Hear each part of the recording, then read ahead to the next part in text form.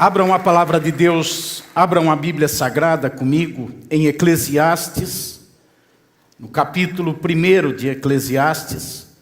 Nós vamos discorrer alguns textos bíblicos hoje, começando aqui em Eclesiastes, palavra do pregador, como Salomão é chamado nesse livro, o pregador.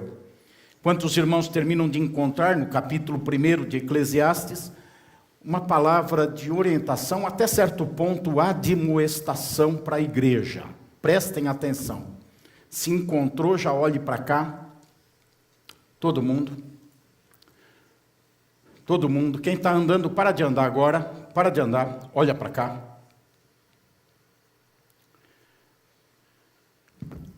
Temor a Deus, reverência, obediência,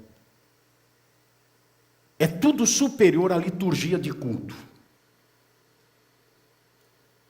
É tudo superior à liturgia de culto. Nós temos orado pelo Brasil todos os cultos, pelo menos 15, 20 minutos de oração, todos os cultos. Por isso temos começado até 10 minutos antes do horário normal. E os primeiros 10 minutos é com toda a igreja orando ajoelhada. Toda a igreja orando ajoelhada. Olhem para cá. Estou vendo gente assim olhando para os lados. Olhem para cá. Para cá. Toda a igreja ajoelhada. Exceção, pessoas que por saúde não podem. Esses oram em pé, oram sentados. Diversas situações na saúde que impede. Só. Talvez 2 ou 3 diáconos recebendo os irmãos nas portas. Só. É evidente que eu não chegaria aqui e falaria isso se eu não tivesse vendo atitudes de desobediência no nosso meio. De irreverência, de falta de temor. Até pessoas que vão ministrar, vão subir aqui, trabalham na igreja, nos cultos. O que eu estou falando é para a sonoplastia, é para a dança, é para o ministério de intercessão, é para o staff da igreja, é para o pastoral da igreja, é para todos que estão envolvidos até no culto. O que você faz aqui não é maior do que o nosso Deus que está aqui. E é diante dele que todos estão sendo chamados para se dobrar e prostrar-se pelo momento sério que a gente vive. E mesmo se não houvesse esse momento sério, o simples fato da presença de Deus no nosso meio requer temor e reverência. Quem nos ministérios não consegue obedecer isso, saia dos ministérios. Ouviram? Ouviram, irmãos? Teu serviço é menos importante do que Deus e do que você. Você é mais importante do que o teu serviço aqui na igreja.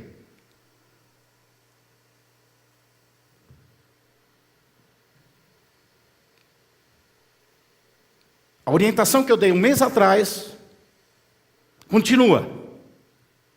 E eu não precisaria falar isso se todos aqui estivessem envolvidos no espírito de obediência e temor. Esses 3, 4 minutos não precisariam ser usados. Estão sendo usados, é evidente, não é por causa de toda a igreja, não é por causa da maioria, não é por causa de todos nos ministérios, sejam os ministérios de suporte, os ministérios eclesiásticos, de ministração, não é para a maioria, é para uma minoria muito pequena mesmo, mas bem pequena. Mas unidade não é maioria ou minoria, são todos. E o caminho indicado por Jesus para a igreja é unidade. Repitam comigo, unidade são todos. Unidade são todos. Vamos deixar com amor, com respeito, com consideração, vamos deixar com aceitação para aqueles que ainda não conhecem Jesus Cristo e chegam no nosso meio. Eles não atenderem o que eu estou falando. Aqueles que vêm visitar a igreja e não ficam confortáveis, porque ninguém fica confortável num ambiente que chega e nunca foi. Vocês concordam comigo? Que não está acostumado. Até irmãos de outra igreja que talvez venham aqui fazer um culto, prestar um culto, e não estão acostumados com isso. Então vamos deixar essas exceções, vamos desconsiderar essa palavra para essas pessoas. Mas os que estão sempre aqui, os que têm compromisso e aliança com a igreja, e aqueles que estão envolvidos na ministração, na liturgia do culto, de alguma forma, desde mim, pregador, vocês não vão me ver sempre ajoelhado. Meu joelho não permite. Eu não consigo, eu não estou conseguindo quase ficar em pé em muitos momentos. Às vezes tenho deitado no chão para me prostrar. Em algum culto eu fico sentado ou em pé.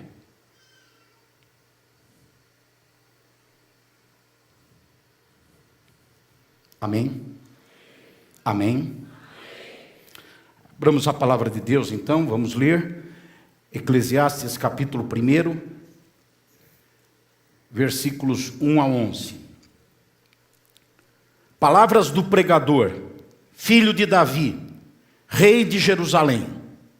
Vaidade de vaidades, diz o pregador, vaidade de vaidades, tudo é vaidade. Que proveito alguém tem de todo o seu trabalho com que se afadiga debaixo do sol? Geração vai e geração vem, mas a terra permanece para sempre. O sol se levanta e o sol se põe e volta ao seu lugar onde nasce de novo. O vento vai para o sul e faz o seu giro para o norte, dá voltas e mais voltas e retorna aos seus circuitos.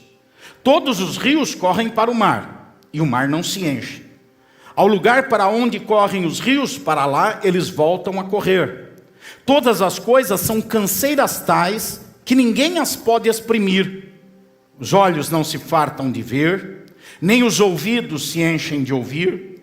O que foi é o que há de ser. E o que se fez, isso se tornará a fazer. Não há nada de novo debaixo do sol.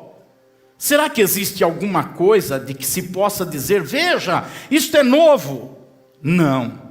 Já existiu em tempos passados, muito antes de nós.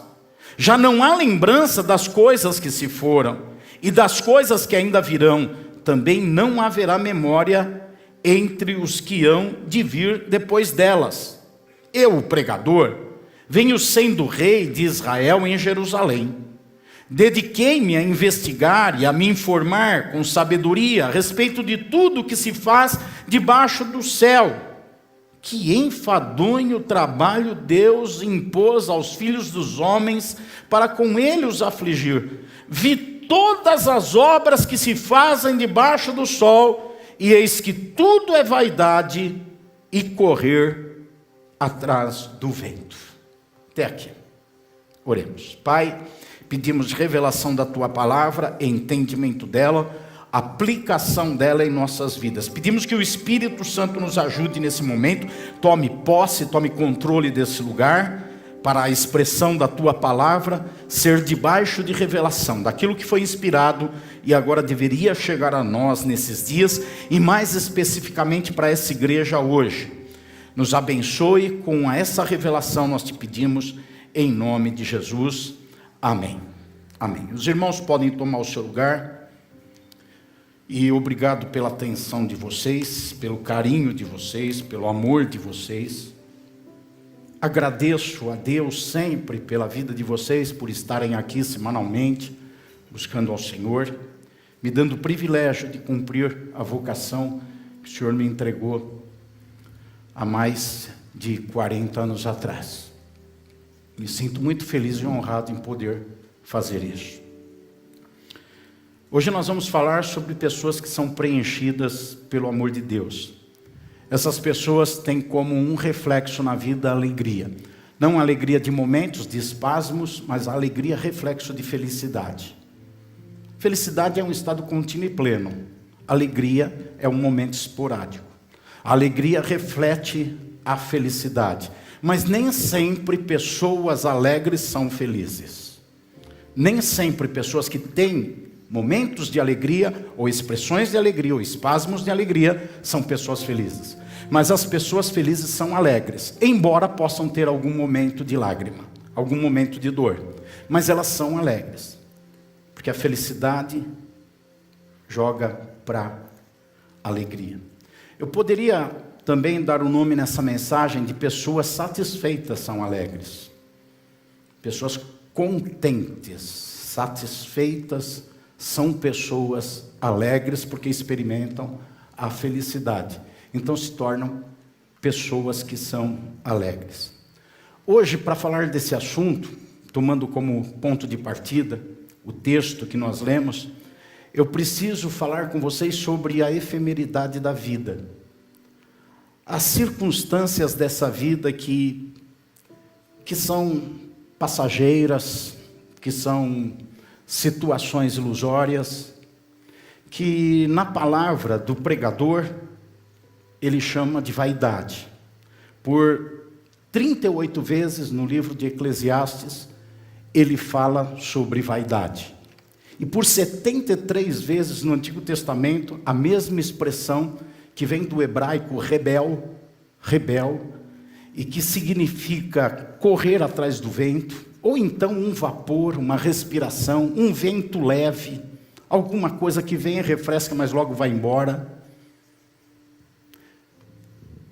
73 vezes, nas palavras de homens diferentes, é usada essa expressão vaidade para falar dessa efemeridade da vida, dessa vida vazia. O pai de Salomão já havia dito isso no Salmo 39, no versículo 5. Deste aos meus dias o cumprimento de alguns palmos à tua presença. O prazo da minha vida é nada. Na verdade, todo homem, por mais firme que esteja, é pura vaidade. Toda pessoa, por mais firme que esteja, é pura vaidade. O pregador, ele detecta essa situação de vaidade, de aflição de espírito, e no versículo 14, o último versículo que eu li para vocês, ele diz assim: vi todas as obras que se fazem, olha só a expressão deles, irmãos, vi todas as obras que se fazem debaixo do sol, e eis que tudo é vaidade e correr atrás do vento. O texto que nós lemos, mais precisamente do versículo 4 até o versículo 11, relata a mesmice das coisas, como tudo é a mesma coisa sempre. Isso que quando alguém fala, nós vivemos tempos difíceis, como se fossem tempos difíceis hoje que nunca foram vividos, eu penso comigo, meu Deus, nós vivemos tempos difíceis, mas os mesmos tempos difíceis já aconteceram no passado. Tantas vezes, em tantos lugares, em tantas épocas. Não tem nada novo debaixo do sol. Não tem nada debaixo do sol que a gente pode pegar e dizer, isso é uma coisa que foi inventada ontem à noite, que hoje de manhã é que veio junto com o sol. O pregador conclui, olhando para a mesmice das coisas, nesses versículos que nós lemos, ele conclui que tudo é, numa figura de linguagem que ele usa, correr atrás do vento. Vocês já pensaram nisso, correr atrás do vento? Alguém já tentou correr atrás do vento? Já não dá, é uma coisa impossível. Primeiro não dá para ver o vento, dá para sentir, mas não dá para localizá-lo. Então é uma coisa inimaginável correr atrás do vento. E é assim que ele define. E o que aconteceu com ele para ele chegar a essa conclusão? Sim, ele era um observador, ele era um rei, ele mesmo diz, eu tenho sido rei em Israel. Versículo 12. Eu venho sendo rei aqui em Israel. Então ele está no trono ainda, e como rei ele tem toda a informação, ele tem todo o conhecimento, e a Bíblia ainda relata que Salomão foi o homem mais sábio que existiu na face da terra. Sabedoria é a capacidade de reciclar a inteligência, de fazer a inteligência virar algo prático. Então é alguém que pega a inteligência, o conhecimento, a visualização, a experiência, e com isso faz alguma coisa. Isso é sabedoria. E a Bíblia diz que ele é o homem mais sábio que a terra conheceu, pelo menos até a sua época, até a época que a Bíblia estava sendo escrita. Como que ele chega a essa conclusão que tudo é vaidade? Sim, pela observação, pelo conhecimento, pela sabedoria, pela inteligência, mas quero ressaltar o que é mais importante, ele chega a essa conclusão pela vivência. Ele viveu tudo aquilo que todas as pessoas vivem nessa vida. Ele fez tudo aquilo que todos fazem, alguns fazem algumas das coisas que ele fez, outros fazem outras das coisas que ele fez. Ninguém faz tudo o que ele fez. E nós vamos perceber isso nesses versículos. E vivendo essas situações, ele chegou a uma conclusão: tudo é ilusório, tudo é passageiro, tudo é vaidade, tudo é aflição de espírito, tudo é correr atrás do vento. Ele chega a essa conclusão. Ele não é um garoto quando ele faz isso, ele já é um homem experimentado. A Bíblia diz: eu venho sendo rei de Israel. Então ele já era rei por um bom tempo quando ele chega a essa conclusão. Ele já tinha uma vivência muito grande, muitas experiências pessoais. Vamos ver o que ele experimentou e veja aí como as pessoas também procuram experimentar essas coisas. Mas antes, um adendo a tudo que eu falei até aqui. Ele está falando, e por isso o tema dessa mensagem, da vaidade, da ilusão, da efemeridade, de fazer as coisas e viver nessa vida realizando coisas para buscar a alegria, que é resultante da felicidade. Ele está dizendo isso. Ele está dizendo: tudo que se faz na terra, tudo que acontece, não tem potencial para gerar na vida humana satisfação, felicidade que vai despontar em alegria. Não tem potencial para isso.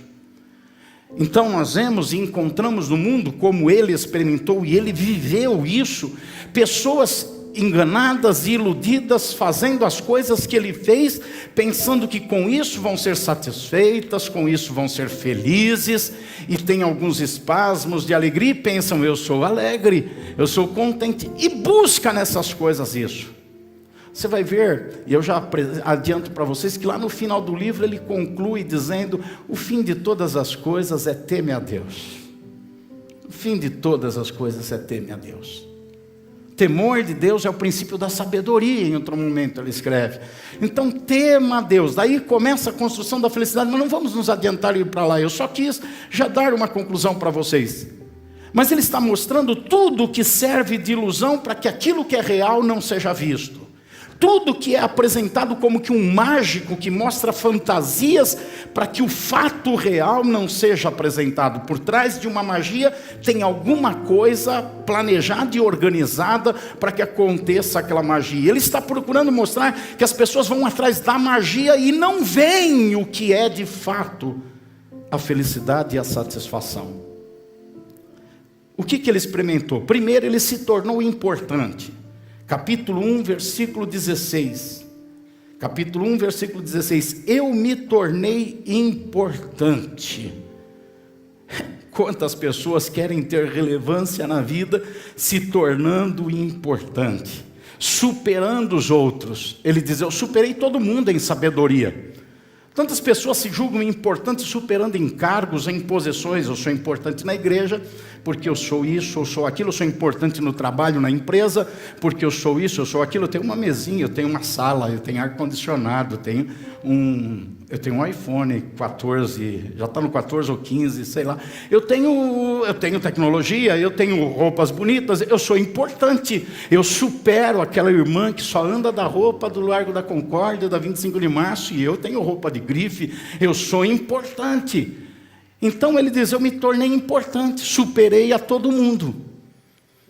Pode ser economicamente, culturalmente, em posição, em espiritualidade. Pessoas que se julgam importantes. Ele foi importante.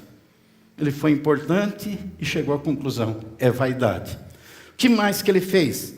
Capítulo 2, versículo 1. Ele curtiu a vida. Capítulo 2, versículo 1, ele diz assim: eu disse para mim mesmo: vamos, prove a alegria. Procure ser feliz.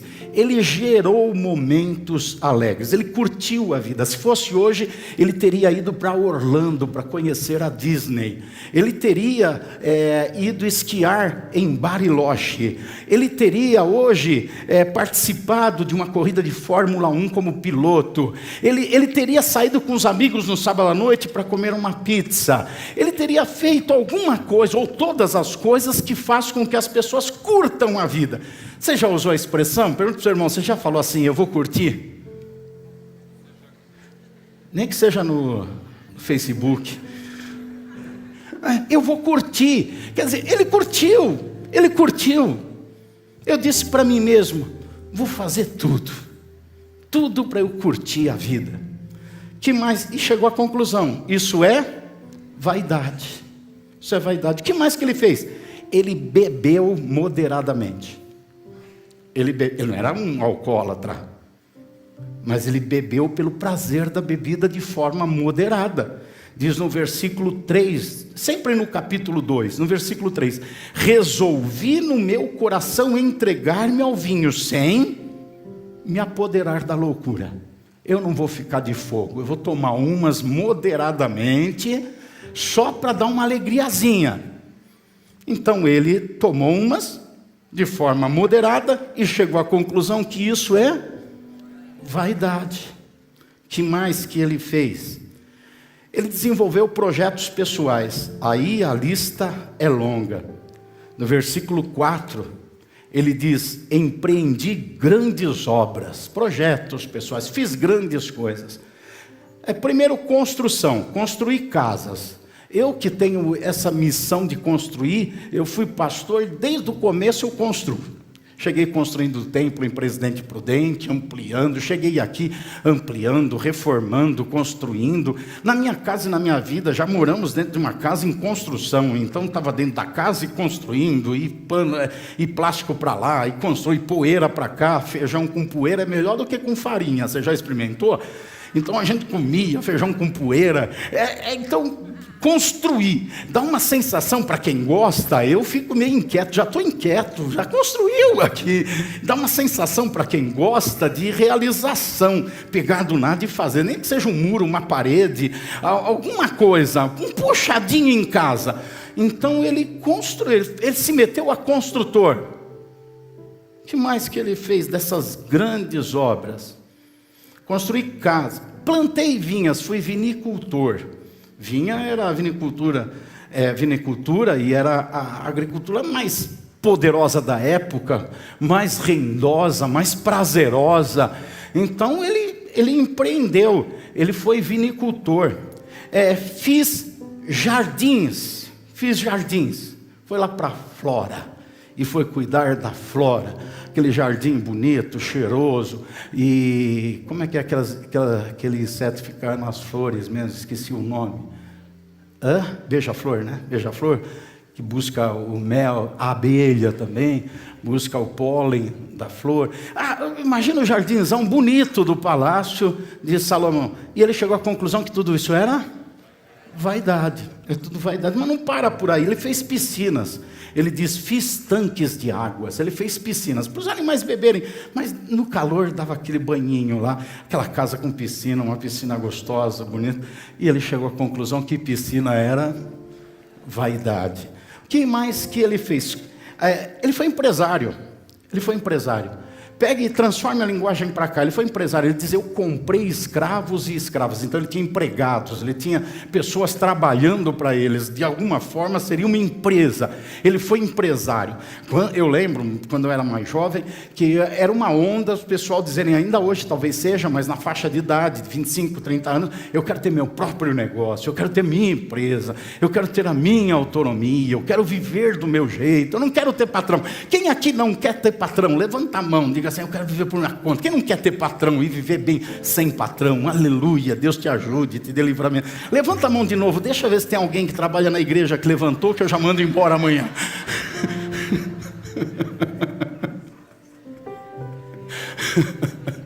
Ele foi empresário, muitos escravos. Ele comprou e ele criou, e ele formou escravos. Ele dizia, eu criei alguns dentro da minha própria casa, eu fiz os funcionários trabalhando para mim. Ele teve empresa e ele chegou à conclusão do quê? Tudo é vaidade. O que mais que ele fez depois de comprar? Ele teve muitos bois e ovelhas, pecuária. Olha, o cara foi da agricultura para a pecuária, para ser empresário. Ele teve bois e ovelhas, gado, que significa muita coisa importante naquela época, principalmente, e chegou à conclusão que tudo era vaidade. Aí você vai para o versículo 8. Ali no versículo do 8 ele diz que amontoou riquezas. Quem quer ter um dinheirinho a mais na conta, no bolso? Hoje vai surgir um Pix na tua conta de onde você não espera. Ó, que aleluia pentecostal que eu recebi aqui. Amontoei riquezas. Juntei, tive mais, tinha uma casa, comprei outra, tinha um carro, comprei outro, tinha uma bicicleta, comprei outro, tinha uma moto, comprei outra, amontoei, ajuntei riquezas, me enchi de bens, e chegou à conclusão que tudo era vaidade. É tudo vaidade. Ainda no versículo 8, mulheres e mais mulheres, entendeu? Porque tem homem sem vergonha? Entendeu? Mulheres e mais mulheres. Eu achava que ia ter satisfação, ia ter prazer na vida, se além de uma eu tivesse 2, 3, 4, 5, 6, 700, 800, 1000. Ele teve 1000. Ele teve 1000 mulheres. Vocês ouviram isso? Vocês ouviram o que eu estou falando? O cara tinha que ser muito rico. Dá de comer para 1000 mulheres num regime que a mulher não trabalhava. Numa época que era o homem que tem que manter tudo. 1000 mulheres. Vocês ficam achando, não, naquela época não tinha tanta coisa, era 1000 iPhones se tivesse. Só 1000 batons já colocaria à falência qualquer homem do dia de hoje. 1000 cosméticos. 1000 cabeleireiros por semana, que coisa horrível! Mulheres e mais mulheres. Tinha mulher de tudo quanto era tipo, morena, loira, alta, baixa, gordinha, magra, feia, bonita, estrela e estrela cadente, tinha de tudo. Ele dava uma olhada e falava, gostei, traz. Era delivery, era entrega de mulher delivery na casa dele quase todo dia. Um monte de mulheres, sexo à vontade. Chegou à conclusão que tudo era vaidade. Então ele experimentou tudo que todas as pessoas buscam e chegou à conclusão no versículo 10. Tudo aquilo que os meus olhos desejaram, eu não lhes neguei. Em outras palavras, não tenho nenhuma frustração. Tudo que eu quis na vida eu tive. Tudo que eu desejava, tudo que eu punha os olhos, tudo que eu planejava, eu fazia, não tinha limites. Eu tinha gente para fazer para mim, eu tinha dinheiro para fazer, eu tinha sabedoria para fazer, e chegou à conclusão que tudo é vaidade. Já velho, ele avalia, eu fico imaginando ele olhando tudo aquilo, o jardim, a piscina, os gados ali no campo, a vinícola dele, a vinicultura lá funcionando, a vinha funcionando, as garrafas, os galões de vinho em casa, ele olhando tudo, as mulheres, mulher de tudo quanto é lado, mulher. Meu Deus, como é que aguentou? Mulher, todo lado mulher. Ele olhando tudo aquilo, no fim já da vida, e chegando a uma conclusão. Capítulo 2, versículo 11. Considerei todas as obras que as minhas mãos fizeram, e também o trabalho que eu, com fadigas, havia feito, e eis que tudo era vaidade e correr atrás do vento, e nenhum proveito havia debaixo do sol. Qual foi a consequência da vida dele? Ele fez tudo isso, chegou a tudo. E qual foi a consequência? Eu não chamaria, eu não gosto muito de ficar usando o termo depressão para alguém que se abateu na vida, mas ele teve um desgosto pela vida. Puxa vida, você pode pensar, caramba, O cara, com tudo isso, ele teve desgosto. Olha o que ele diz no versículo 17 do capítulo 2. Por isso perdi o gosto pela vida, pois me foi pesado demais o trabalho que se faz debaixo do sol, sim, tudo é vaidade e correr atrás do vento. Olha quantas vezes ele repete a mesma coisa. Eu costumo pensar e costumo dizer que o pobre é mais feliz do que o rico, porque o pobre vive na expectativa, quando eu tiver dinheiro, aí eu vou ser um cara muito feliz, eu vou me realizar, eu vou me satisfazer. O rico já está frustrado. Ele já tem tudo, ele já comprou e continua com aquele vazio, com aquela tristeza, com aquela falta interior, porque tudo é vaidade. Eu costumo pensar que o feio é mais feliz que o pobre, que o bonito. Porque o bonito percebeu que ele é bonito, todo mundo fala que é bonito, mas ele sempre acha que falta alguma coisa. O feio não, o feio fala, um dia eu vou fazer plástica. E ele fica na esperança da plástica, e a esperança é maravilhosa, quando a pessoa tem esperança, né? Então, aquele que precisa fazer, mas tem alguns que já fizeram 80 plásticas e continuam dizendo, não está legal, não está bom, tem que puxar mais um pouco, tem que tirar mais um pouco, tem que pôr mais um pouco. É assim mesmo. O ignorante é mais feliz do que o sábio, do que o inteligente, do que o graduado, no sentido cultural. Aquele que tem falta de cultura. Porque ele pensa, quando eu me graduar, quando eu terminar a faculdade, aí sim minha vida vai valer a pena. Quando eu terminar a faculdade, quando eu me formar, quando eu for doutor, quando eu tiver o diploma, aí eu vou fazer uma pós, depois da pós, aí a minha vida vai ter sentido. Agora o formado foi mais um papel. Está ali na parede. Foi outro dia abastecer o carro e a frentista que me atendeu colocou gasolina, comecei a conversar com ela, ela me falou que ela era graduada, não sei o que ela falou agora, pedagogia, não sei, acho que era pedagogia, não lembro, era graduada. Eu falei, ficou para depois ir, nada demais, nada de errado de ser frentista no posto, mas você vai estudar 4, 5 anos, gastar um dinheirão, ocupar um tempão seu, para depois ir, sei lá, fazer sanduíche para vender? Então não precisa, faz sanduíche logo de cara, começa a vender antes sanduíche, ganha mais dinheiro, em vez de ir lá se graduar. E é essa a conclusão que Salomão chega. Vou para o Novo Testamento, para um segundo texto, vamos lá comigo, Lucas, capítulo 12. Para agora, nas palavras de Jesus, a gente vê a mesma constatação. E nas palavras de Jesus, oriundas de uma parábola. Jesus explicou nessa parábola do homem rico a mesma coisa que Salomão falou lá atrás, no passado. Vamos primeiro perceber que a parábola contada do versículo 13,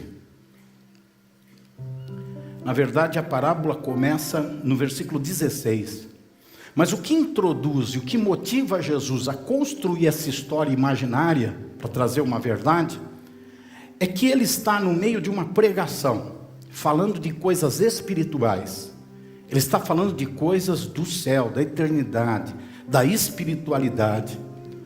Só para a gente pegar um contexto próximo da parábola, só do capítulo 12 mesmo, ele está falando contra o perigo da hipocrisia, da falsa espiritualidade.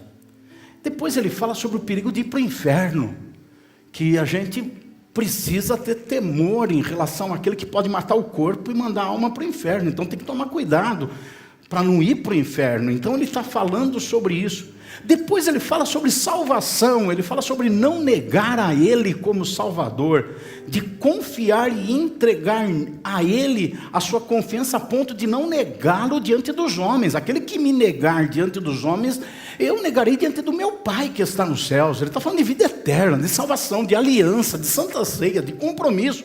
Ele está falando de coisas espirituais. E alguém levanta a mão assim, faz com o dedinho. Mestre, pois não? O que você quer saber? que você quer saber sobre vida eterna? O que você quer saber sobre espiritualidade? O que você quer saber sobre aliança? O que você quer saber sobre Santa Ceia? O que você quer saber? Ele fala, não, mestre, não é nada disso. Eu recebi uma herança, meu pai morreu, e meu irmão mais velho vai ficar com a maior parte. Fala para ele repartir a herança comigo. Fala para ele dividir a herança comigo. O que aquele moço, aquele homem rico pensava? Ele pensava que se ele tivesse dinheiro, bens materiais, ele seria satisfeito. Jesus está falando de uma satisfação que brota do nome escrito no livro da vida. Jesus está falando de uma satisfação que brota de uma comunhão e intimidade com Deus. A espiritualidade, então, abandona a hipocrisia para ter uma vida sincera com Deus, ter relacionamento e comunhão com Deus. Jesus está falando sobre perigo de ir para o inferno, de que é possível ir para o céu e não precisa ir para o inferno. Mas o moço está pensando, eu vou ser satisfeito se meu irmão me der metade da herança em vez de me dar 1/3. Ele mais velho vai receber 2/3, eu vou ficar com 1/3 só. Então, se ele me der metade da herança, se eu tiver um pouco mais do que eu tenho, aí eu vou ser feliz. Aí eu vou ter satisfação. Aí eu vou ter a felicidade que vai me dar alegria. Aquele moço interrompe Jesus com esse tipo de relato no versículo 13. Olha aí. Mestre, diga a meu irmão que reparta comigo a herança. Irmãos, quando você começa a fazer como eu fiz, pensando nessa mensagem, e ler o capítulo 12, só o 12 inteiro, do versículo 1 em diante, você vê que Jesus está falando de uma coisa, e o rapaz está com outra coisa na cabeça. Jesus está levando para uma direção, e o rapaz tem outra coisa na cabeça dele. Mas Jesus está falando sobre satisfação na vida. Ele está falando sobre felicidade. Ele está falando sobre alegria. Mas ele está depositando em alguma coisa. E aquele rapaz está pensando na mesma coisa. Felicidade, satisfação e alegria. Mas ele está esperando isso de outra maneira. Como Salomão. Fez tudo. Aqui não diz que esse rapaz aqui depois disse que era tudo vaidade, mas mostra o quanto ele estava iludido. No versículo 19, já dentro da parábola, aquele homem diz assim para si, depois de conseguir muitas coisas e ainda achar que faltava algo: então direi à minha alma, você tem em depósito muitos bens para muitos anos, descanse, coma, beba, aproveita a vida. Estão percebendo, irmãos? Vocês estão me acompanhando no raciocínio? Estão indo junto? Se você desligar, você não vai entender essa mensagem, porque eu tenho uma conclusão muito especial para ela. E você precisa entender. A mensagem é inteligente, precisa entender, tem que ter raciocínio colocado.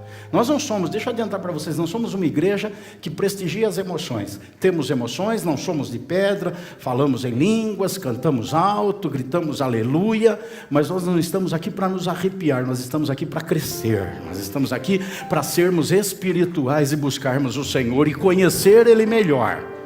E para isso precisa entender, tem que funcionar o entendimento, tem que acompanhar. Não dá para ficar dormindo, oh, aleluia. Ou então, aleluia. Não dá, aí não vai entender nada. Eu não consigo imaginar Jesus trazendo os ensinamentos e o pessoal... E Jesus ensinando ser sal da terra, luz do mundo, e o pessoal... Não consigo. Então, aqui na igreja disso. Liberdade, tem hora certa para tudo. O crente aqui tem que ser inteligente. Fala para o seu irmão, tem que ser inteligente nesse lugar aqui. Tem que ter sabedoria, tem que saber ouvir para poder ter resultado. Senão não vai ter resultado, só vai perder tempo vindo aqui. Plano do rapaz. Tenho muita coisa. Vou fazer um depósito para guardar. E agora eu vou curtir. Eu vou ver assim. E assim eu vou ser feliz. Vou ter alegria. Vou me preencher, vou me satisfazer. O que Deus pensa a respeito? Versículo 20, mas Deus lhe disse, louco, tolo em algumas versões, tolo, louco. Simples. Não precisa falar muito. Sabe quem é louco? É louco. Louco é o que não tem faculdade mental. Louco é o que não pensa corretamente. Louco é o que não sabe raciocinar. Louco é o que não sabe ver uma coisa e entender o que está vendo. Não sabe construir um raciocínio lógico, com segurança. Isso é o louco, é o tolo.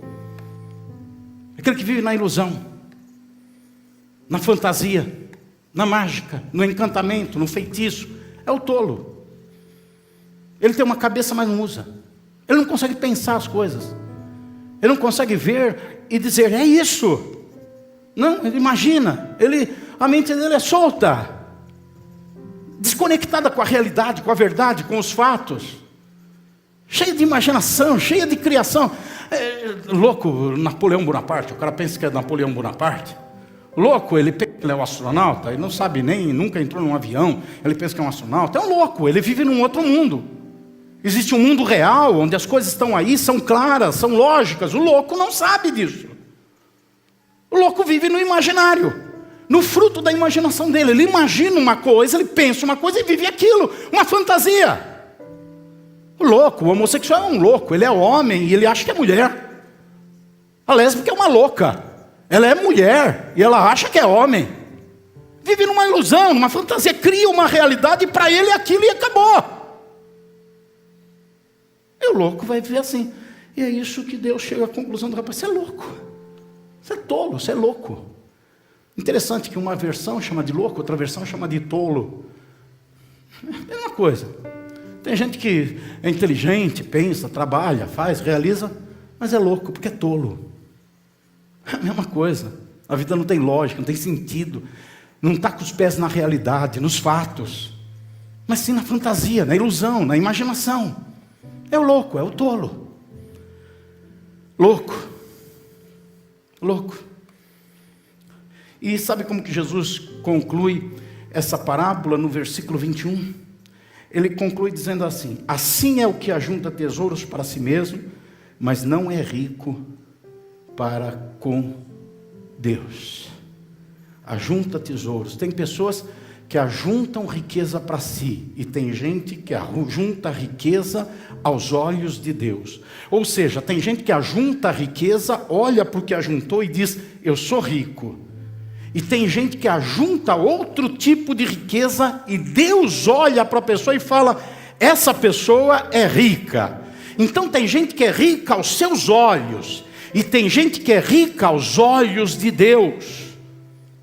E depende da qualidade do tesouro, daquilo que é o tesouro. Então tem gente que pensa: se eu graduar, se eu beber, se eu curtir a vida, se eu tiver mulheres, mais mulheres, mais mulheres, se eu amontoar riquezas, aí eu vou ser uma pessoa satisfeita. E Deus fala: louco, louco. Você é pobre, é miserável. Ele pensa: eu sou rico. Ele amontoou riquezas para si aos seus olhos.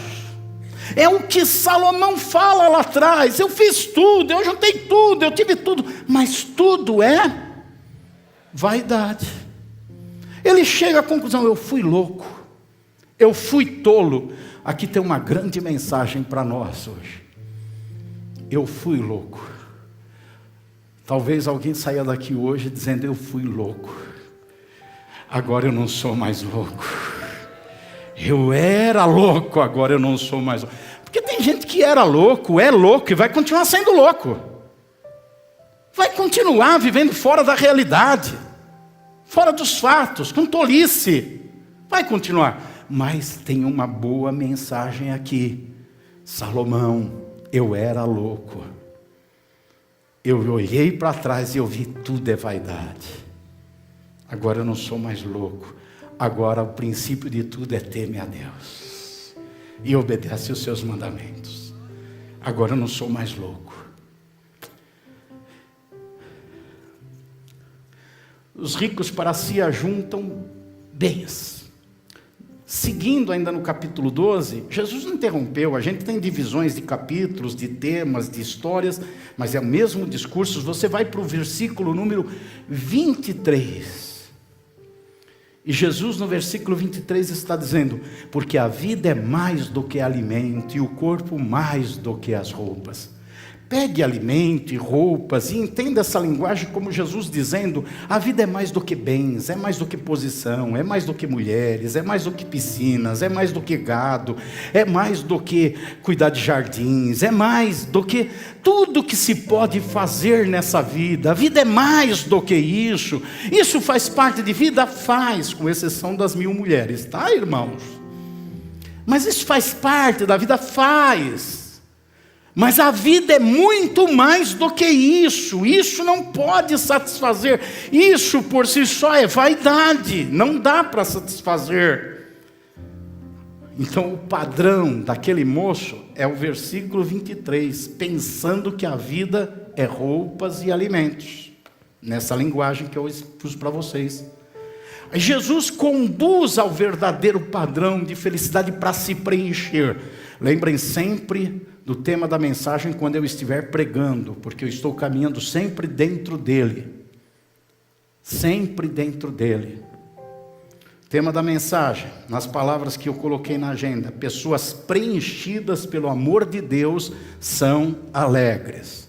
Então tem pessoas que estão se preenchendo com essa loucura, com essas vaidades. Elas não serão satisfeitas, não serão felizes, consequentemente terão alguns momentos de alegria, mas não serão alegres. Agora Jesus conduz as coisas para o caminho certo. Quem são os verdadeiros ricos para com Deus? No versículo 31, Jesus diz: busquem antes de tudo o seu reino, e estas coisas da vaidade lhes serão acrescentadas. Busquem o reino. Foquem a atenção para preencher a sua vida com o reino. E o reino são outros tipos de bens. São bens expressos em valores. O reino não são bens expressos em coisas, em realizações, em posses, em conquistas humanas e materiais. O reino são valores, as coisas, os bens. Na cabeça do louco, na cabeça do tolo, ele guarda no bolso, no cofre, no banco. O sábio, que é rico diante de Deus, os seus bens, os seus valores são guardados no interior dele.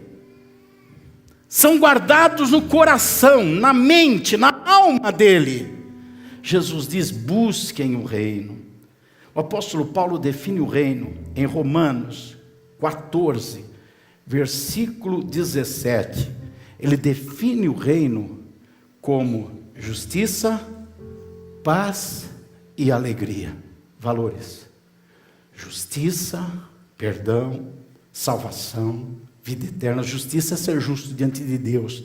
E ninguém é justo por si mesmo, só é justo pelo perdão no sangue de Cristo. Paz, Jesus diz: a minha paz eu vos dou, não como o mundo vou lá dar. E alegria, a alegria que vem do Senhor e não da efemeridade da vida. Então Jesus define o reino como a verdadeira fonte onde vai se buscar satisfação e onde vai se preencher. Através do quê? De valores, os valores do reino. Perceba o texto, que nós temos uma divisão drástica. Depois da vírgula, da primeira vírgula, vem o reino de Deus. Antes da primeira vírgula, vem o reino deste mundo. Antes da primeira vírgula, são aqueles que estão ajuntando riquezas aos seus olhos, vivendo para isso. Depois da primeira vírgula, são aqueles que estão ajuntando riqueza aos olhos de Deus. Pegaram isso, irmãos? Perceberam isso no texto?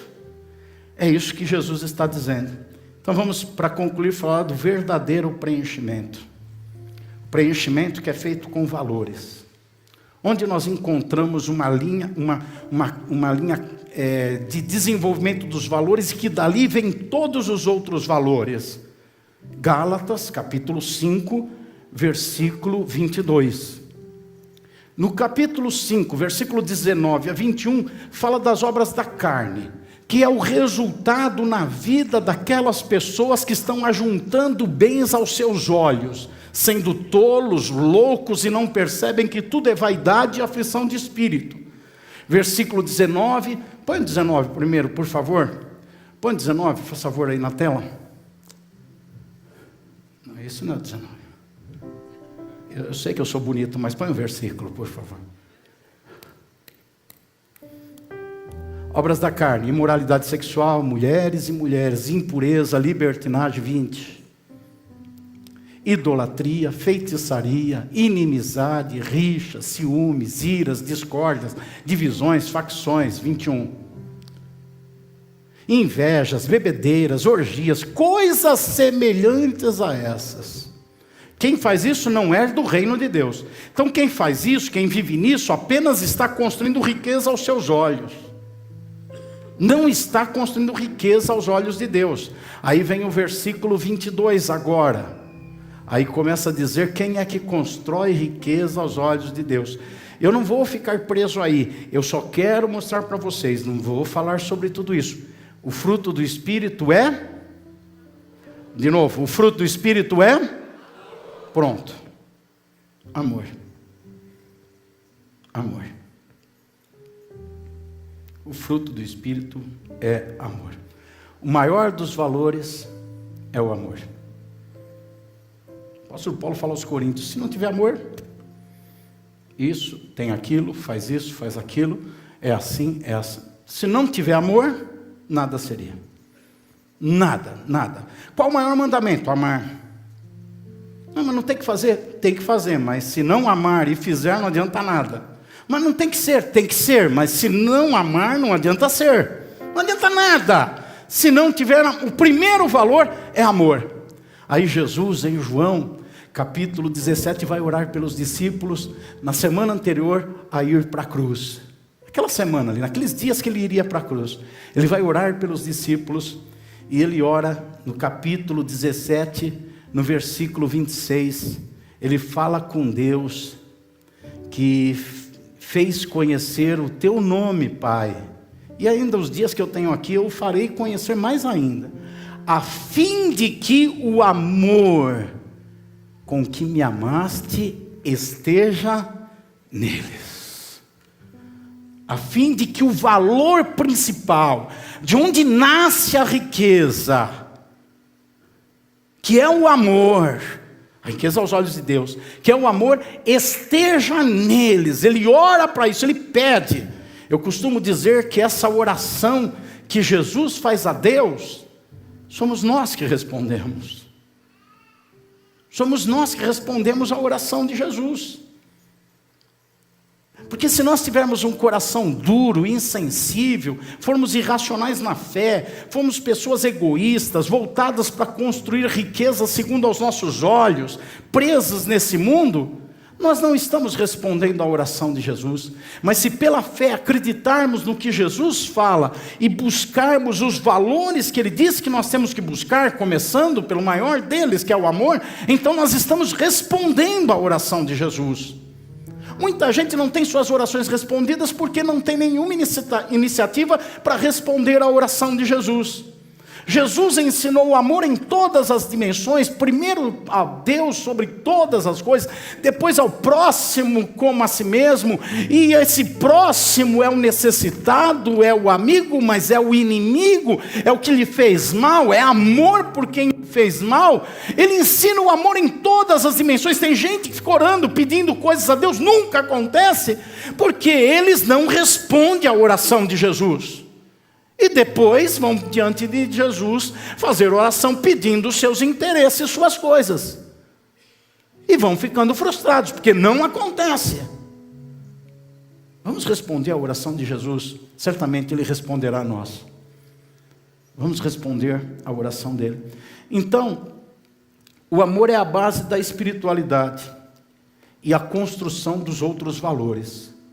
Se não tiver amor, não vai ter mais nada. Não precisa nem colocar a lista que segue lá do fruto do Espírito, que são os 9 que formam o esqueleto da espiritualidade e dos valores espirituais, e deles derivam tantos outros valores.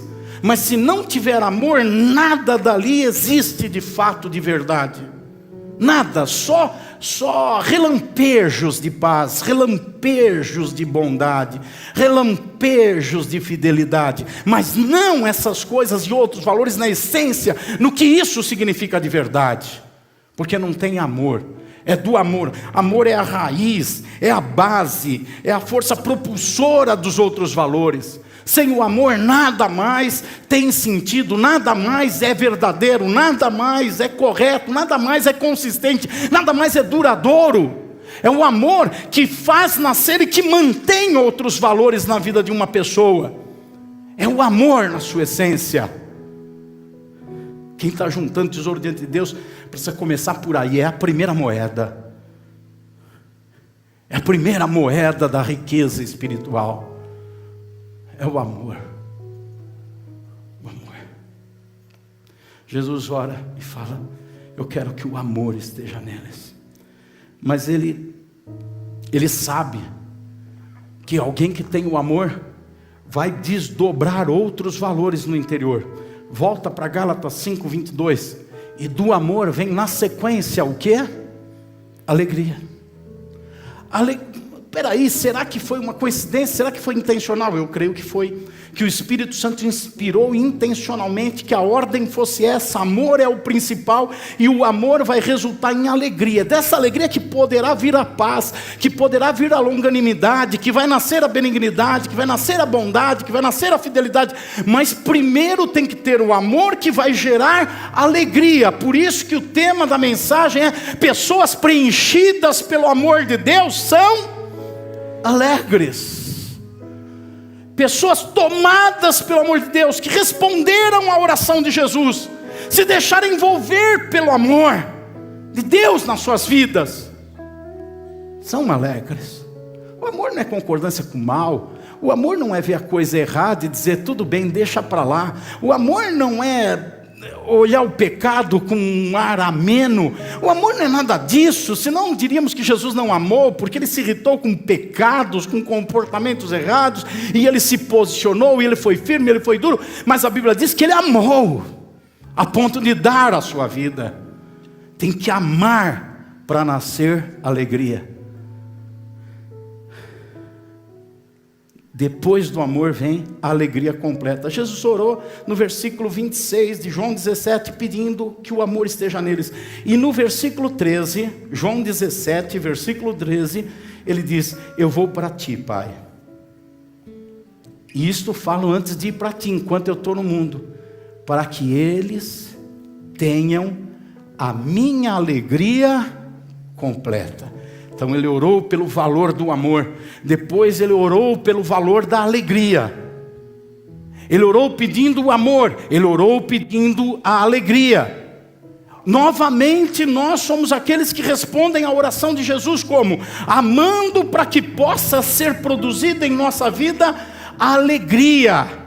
A alegria que Jesus fala, que não é a alegria do mundo, que não é a alegria temporal, que não é a alegria pelas riquezas efêmeras, que não é a alegria pelas conquistas que Salomão diz que ele teve e por tudo que ele fez, mas é uma alegria que suplanta tudo isso, que supera tudo isso. Essa alegria é consequência natural, espontânea do amor. Quando há o amor, vem essa alegria. Uma alegria que traz satisfação, que traz prazer, que traz um preenchimento emocional. Enche o nosso copo emocional. Nos torna satisfeitos. Só Jesus pode dar essa alegria. Só Ele. Tem duas palavras envoltas aqui em alegria completa. Essas duas palavras vêm do hebraico. A primeira eu falei para vocês outro dia. Chará, alegria, que significa satisfação em alguém. Então quando ele fala a alegria, minha alegria, note que Jesus fala a minha alegria que eu dou, a minha alegria, a alegria que vem de mim. Ou seja, xará, a satisfação em mim, a alegria que vem de mim completa. Completa é outra palavra do grego, pleroo.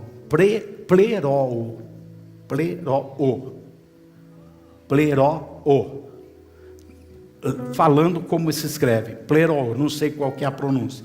Pleroo, que significa estar completo, tornar cheio até a tampa, até ao ponto de transbordar. Isso é pleroo. Então Jesus fala alegria completa, satisfação em mim, até encher a tampa, até transbordar. Um contentamento em mim. Acabou? Não. Jesus continua orando. E a terceira coisa que ele pede é a unidade. Ele ora no versículo 26 ainda, que nós já vimos, e ele começa o versículo 26 dizendo, eu lhes fiz conhecer... Não, desculpe. O versículo 23, eu pulei uma parte. O versículo 23, ele ora e diz, eu neles e tu em mim, a fim de que sejam aperfeiçoados na unidade. Que eles sejam cheios do amor, o amor que tu tens, produza neles alegria. E essas pessoas que amam e têm alegria, estejam em unidade. Dá para ter unidade com todo mundo? Hã?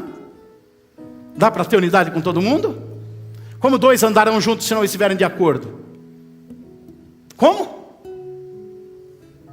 Como que uma pessoa cheia de amor, uma pessoa com alegria e satisfação plena em Jesus, vai ter unidade com o descontente, o murmurador, o queixoso, aquele que não ama, que tem raiva de A, de B, que não suporta tal pessoa?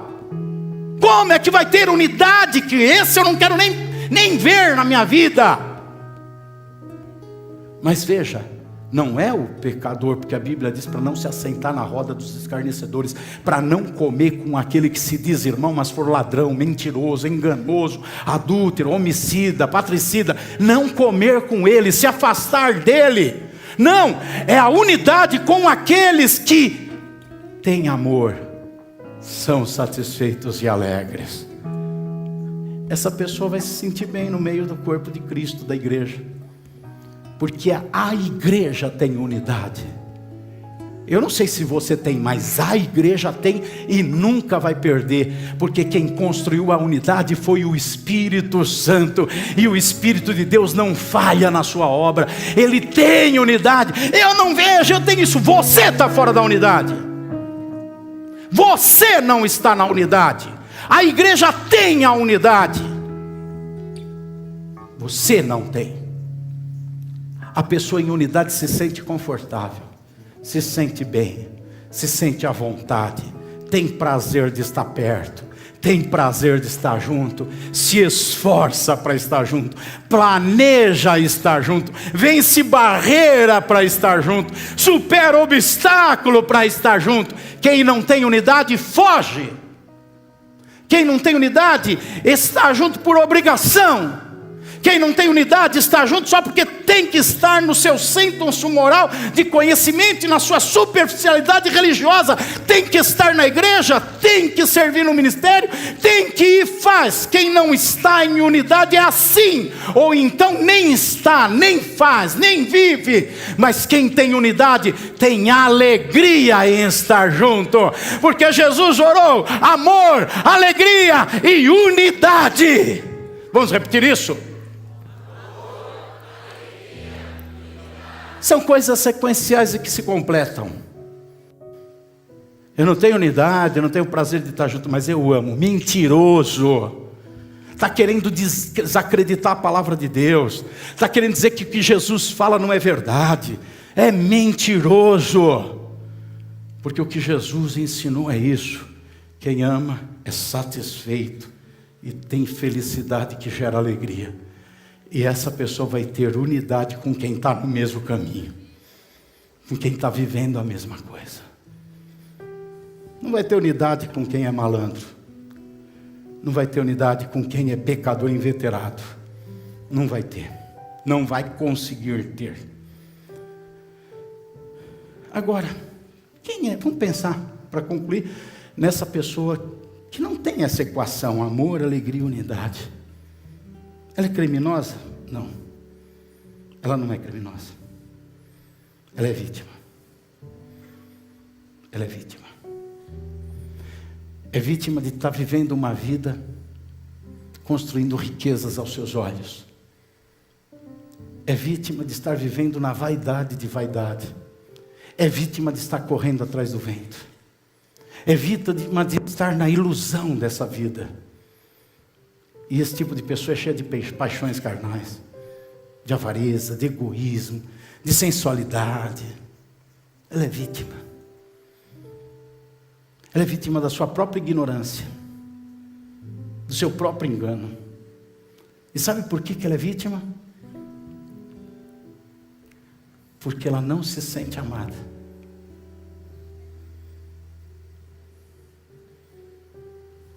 Sabe por que ela não se sente amada? Porque de fato ela não conhece Deus. Ela pode conhecer a religião, pode conhecer a igreja, pode conhecer a Bíblia, mas ela não conhece Deus. No versículo 26, Jesus começa dizendo: eu lhes fiz conhecer o teu nome, a fim de que o amor com que me amaste esteja neles. De onde nascem todos os valores, irmãos? Quem lembra? Vai cair na prova. Quem lembra? De qual valor? Do amor. E Jesus diz: eu tornei tu, ó Deus, conhecido deles, para que eles pudessem ter neles o amor com que tu me amaste. Então o amor é entregue, é dado, está habitando dentro da pessoa que conhece Deus. Quem não conhece Deus, e tem muita gente nesse mundo que não conhece Deus e pensa que conhece. Tem muita gente, segundo os próprios ensinamentos do Senhor Jesus, que no dia do arrebatamento não vão ficar com Ele, no dia da morte vão se frustrar, porque pensam que vão para o céu e vão para o inferno, estão condenados porque não conhecem Ele, não conhecem Ele. E quando não se conhece Deus, o copo emocional não fica cheio, não se sente amado. Quando se conhece Deus, ainda que meu pai e minha mãe me abandonar, o Senhor me recolherá. Aleluia.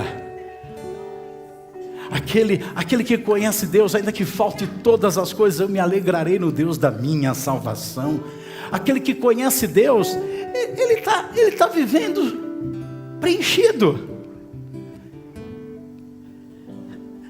Ele está vivendo cheio.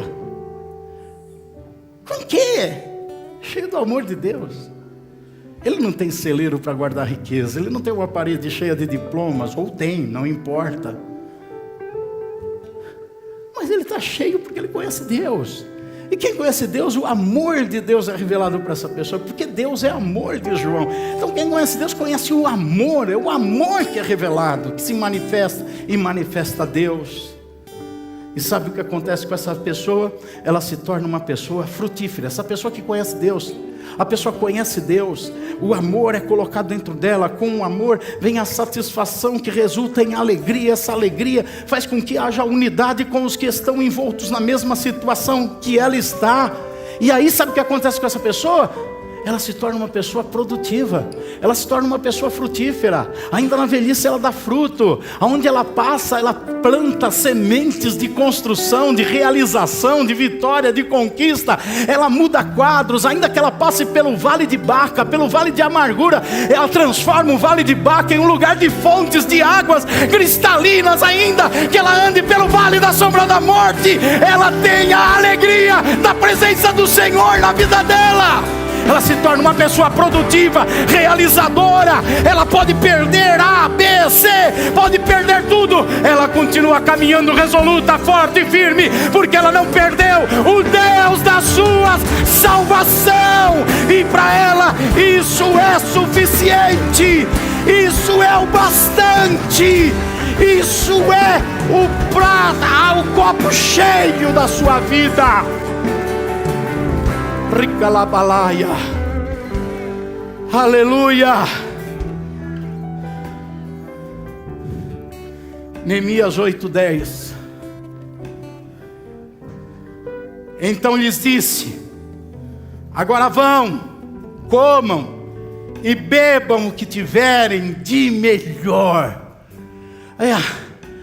Aqui Neemias não está negando a piscina, não está negando a vinicultura, não está negando o gado, não está negando a produtividade, não está negando os projetos, não está negando nem a juntar riquezas. Vivam todas essas coisas e repartam ainda com os outros. Mandem porções aos que nada têm preparado para si, porque este dia é consagrado ao nosso Senhor. Agora olha o final, não fiquem tristes. Aleluia! Olha o final, não fiquem tristes. Não sejam dominados por tristeza. Não vivam tristes, porque a tristeza paralisa. A tristeza é inoperante, torna você infrutífero, improdutivo. A pessoa triste, ela é fracassada, ela é derrotada, ela não tem amigos, ela não tem companheiros, ela não tem realizações, ela não tem obras. A pessoa triste não dá fruto, não dá fruto. A árvore seca não dá fruto. A tristeza seca a pessoa. Quem conhece Deus e por isso está cheio de amor, tem satisfação. A satisfação redunda em alegria. Ela está em unidade. Aleluia, aqui está um povo unido em Neemias. Um povo que construiu e reconstruiu os muros, a cidade de Jerusalém. É um povo que realizou coisas. Estavam em unidade. Tinham que lutar com um braço, trabalhar com o outro, o inimigo se levantava. Mas eles estavam em unidade. Eles fizeram em 52 dias o que ninguém fez em 100 anos.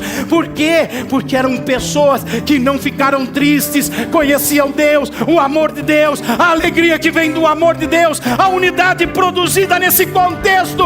E então a alegria do Senhor é a força de vocês. Aí, essa força é que faz realizar, essa força é que faz produzir, e a alegria do Senhor que faz a força. Então a pessoa se torna produtiva.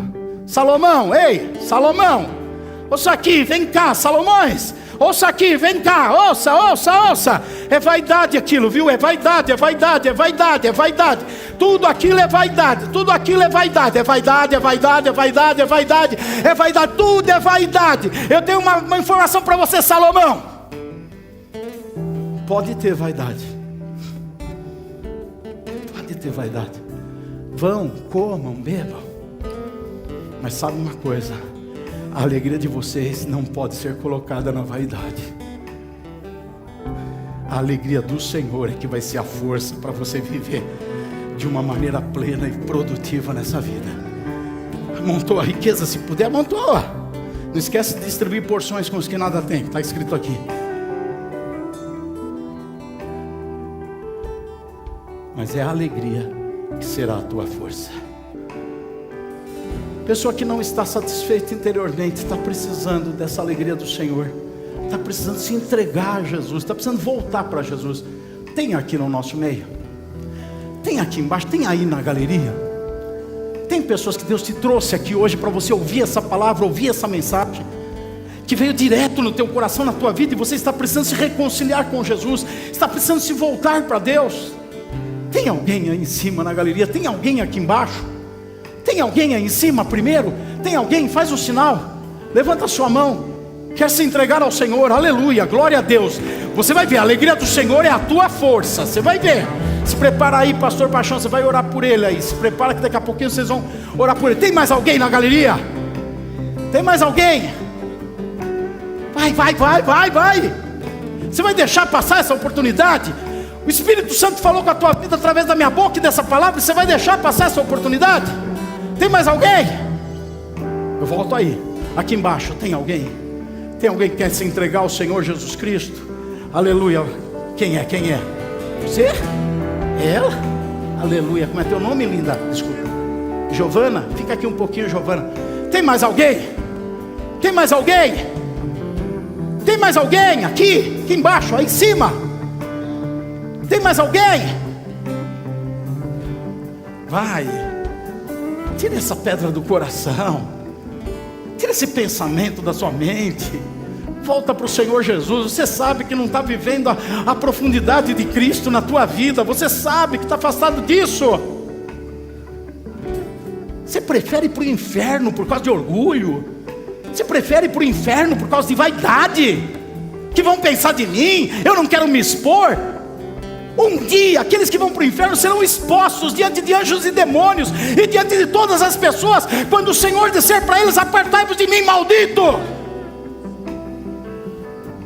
porque não me reconheceste lá. Eu falei com vocês, vocês não me ouviram. Você agora não quer se expor aqui? Mas alguém aqui embaixo, levante a sua mão. Aleluia, vamos aplaudir ao Senhor Jesus. Toda a glória, toda a honra, todo o louvor seja sempre dado a Ti, Senhor, pois Tu és digno, Tu és merecedor. Amém, Jesus, graças a Deus. E aí, me conta, o que o grupo pequeno e o apacentar representam para você? Fixação. Essa é a ideia para nós aqui do Brasil para Cristo em Montemor. Nós trabalhamos com a agenda Apacentai, através do Gêmeos, que é a reprodução que gera fixação. É isso que representa para nós. Uma igreja que no domingo recebe uma palavra do seu pastor, com liberdade para os estudos através da Bíblia Sagrada, reproduzindo um texto que depois vai ser fixado na semana através dos nossos encontros nos lares. Isso tem trazido maturidade espiritual e também a sensação do evangelismo, o desejo da multiplicação. Já a nossa agenda Apacentar é usada amplamente todas as manhãs na nossa igreja, quando nós fazemos o nosso devocional com um áudio da mensagem diária da nossa agenda Apacentai.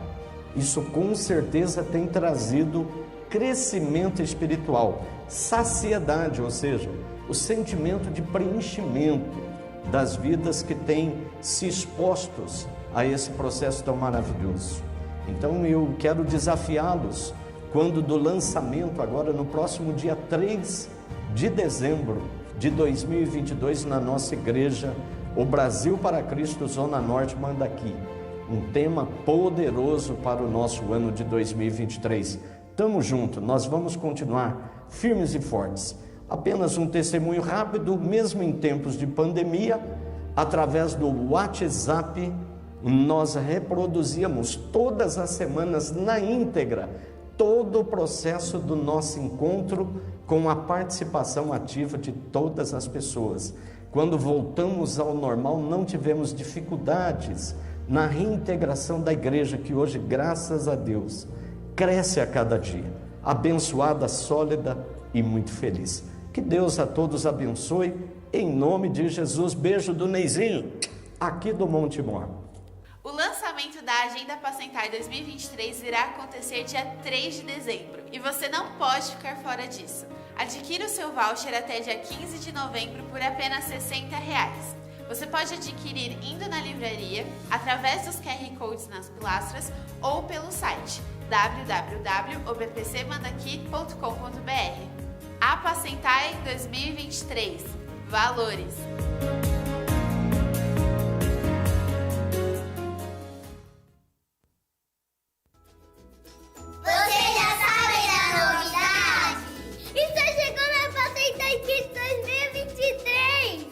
Mesmo que eu preciso de uma Apacentar Kids?